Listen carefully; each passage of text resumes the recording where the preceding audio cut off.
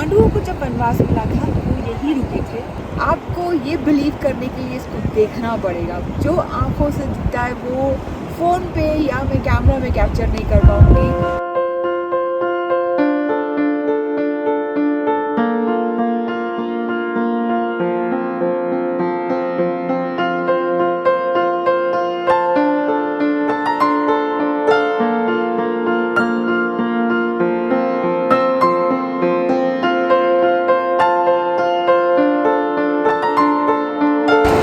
ये जगह तो जन्नत है।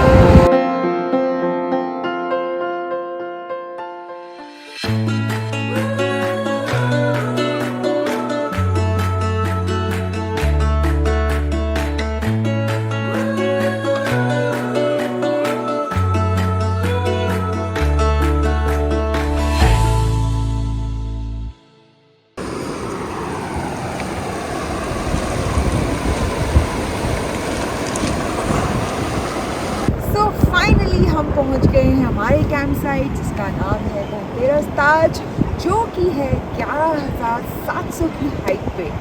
एंड इतना खूबसूरत है ये जगह, मैं आपको बता ही नहीं सकती।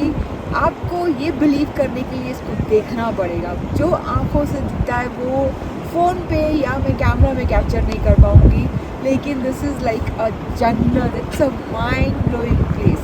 पांडवों को जब वनवास मिला था वो यही रुके थे और उन्होंने यहाँ पे खेती बाड़ी की थी और अपनी खेती को पानी इसी नदी से दिया था, रूपेन नदी से। लेकिन उनको लगा कि हमने खेती कर दी, हमने सब कुछ कर दिया, पानी भी दे दिया, तो हमको काफ़ी धान मिलेगा। बट नहीं हुआ, उपजाऊ नहीं निकला, कुछ भी धान नहीं मिला।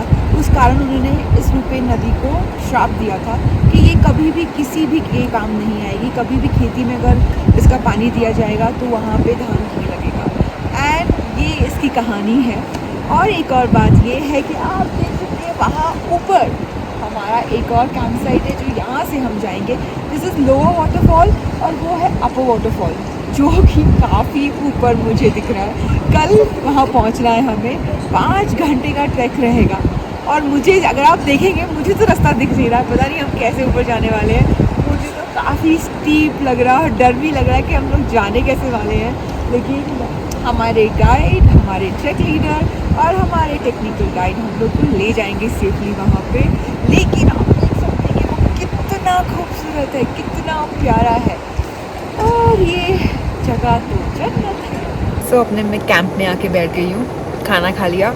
टिल 4:30 देर से आप रेस्ट कर सकते हैं, या फिर आपको अगर ये जगह एक्सप्लोर करनी है तो आप एक्सप्लोर कर सकते हैं। मैंने सोचा 10-15 मिनट बैठ जाती हूँ खाना खा के, इंस्टेंट नहीं भागा भागी करती हूँ। उसके बाद तो मैं यहाँ वहाँ जाऊँगी, बिकॉज़ ये जगह बहुत खूबसूरत है। और मेरे टेंट से व्यू मैं आपको दिखाती हूँ, एक सेकेंड। ये व्यू है मेरे टेंट से। तो मैंने आपको कहा था ना, ये जगह एकदम जन्नत है। ऐसा मन कर रहा है यहाँ से कहीं नहीं जाऊँ, बस यहीं बस जाऊँ। It is so so so beautiful.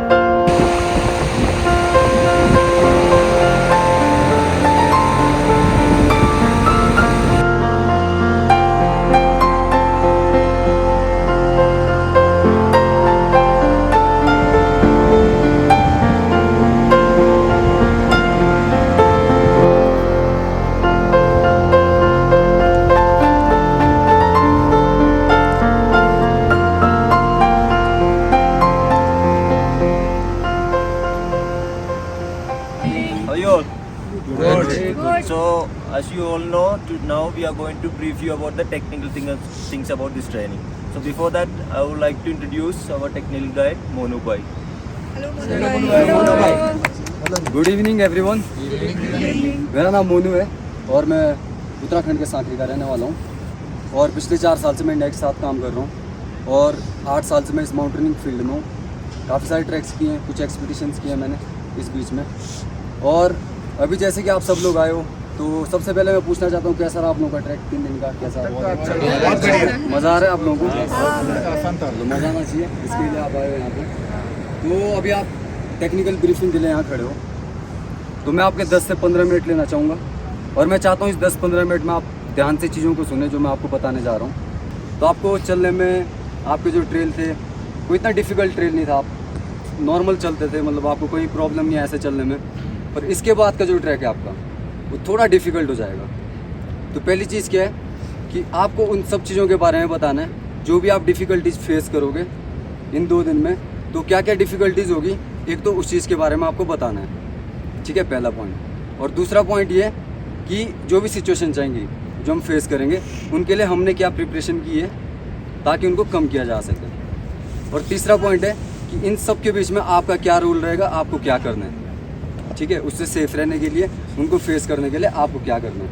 कि जो स्नो पैच हैं रास्ते में बने हुए, कहीं कहीं पे स्नो पैच आपको क्रॉस करने होते हैं, आइस के ऊपर आपको चलना होता है, तो वहाँ पे आपको चलने में कुछ प्रॉब्लम्स आती है। तो ये 3 प्रॉब्लम्स मेन प्रॉब्लम है जो आपको आ सकती है, जो आपको फेस करनी पड़ सकती है। ये आपको सुबह मिल जाएंगे और सब लोग इसको यहीं से पहन के जाएंगे प्रॉपर आपके अपर वाटरफॉल तक, वहाँ पार तक जहाँ स्नो ब्रिज दिख रहा है फर्स्ट वाला, यहाँ तक हमारा पूरा फ्लैट वॉक है। वहीं से आपका असेंड स्टार्ट हो जाएगा। तो जो पूरा स्नो पैच दिख रहा है ना आपको, बिल्कुल लेफ्ट साइड पे फर्स्ट में, उसके राइट पे चढ़ेंगे हम, उसके राइट साइड पे एकदम, ठीक है, वो रॉकी उस पे। और जो एक छोटा सा वाटरफॉल दिख रहा है वहाँ से हम क्रॉस करेंगे उसको, उस तरफ को, ठीक है। और पूरा राइट साइड पे रहेंगे हम, राइट साइड पे पूरा जो एक मेडो जैसा दिख रहा है, यहाँ से जाते जाते पूरा ऊपर, और जो ऊपर वाला स्नो ब्रिज है 3rd वाला, वहाँ पे पहुँचेंगे। फिर वहाँ पे हम स्नो ब्रिज को क्रॉस करेंगे लेफ्ट साइड, फिर वहाँ से आपका सबसे स्टीप असेंड है पूरा वाटरफॉल का, ठीक है।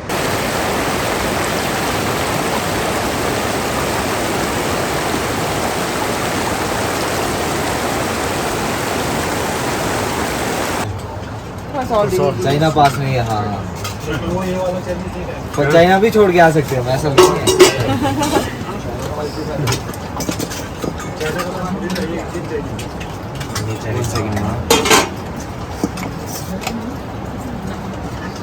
लूनान दो मैम, आप ग्रेवी लोगे मंचूरियन की ओनली? थोड़ा सा नहीं 1 सेकंड में लेके आ रहे हैं। और हाँ ग्रेवी डाल दो थोड़ा और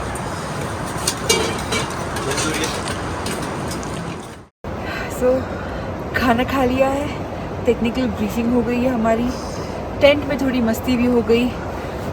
अब है सोने का टाइम। बाहर बहुत ठंड है क्योंकि टेंट के एकदम बाहर ही नदी बह रही है और पीछे बहुत बड़ा झरना बह रहा है, तो उस कारण बहुत ठंड हो गई। और ये लोग कह रहे हैं अपर वाटरफॉल पे उससे भी ज़्यादा ठंड होगी। एंड कल का दिन थोड़ा टेक्निकली बहुत डिफ़िकल्ट है, जो हम लोगों को टेक्निकल गाइड ने समझा दिया है, बट समझना और करने में बहुत डिफरेंस होता है। समझने में हम लोग को डर लग रहा था, कल कैसे होगा पता नहीं, बिकॉज हेलमेट दिए जाएंगे, बिकॉज रॉक फॉलिंग का टेंशन रहता है, स्नो फॉलिंग का टेंशन रहता है, और बहुत स्लो चढ़ना है बिकॉज एकदम स्टीप चढ़ाई है। आपको मैंने वाटरफॉल तो दिखाया ही था कैसे एकदम खड़ी चढ़ाई है। सो इन लोगों ने हम लोग के लिए रास्ता तो बना दिया है, बट करना तो हमें ही है। सो इसके लिए जल्दी सो जाती हूँ ताकि कल फ्रेश रहूँ। वैसे आज मेरी थोड़ी तबीयत डाउन है, थोड़ी ढीली हूँ मैं, तो इसके लिए मैं सोच रही हूँ कि ज़्यादा अच्छी सी नींद ले लूँ। तो I am sleeping now. Bye, good night, love you all and keep watching the world of Madhu Sharma.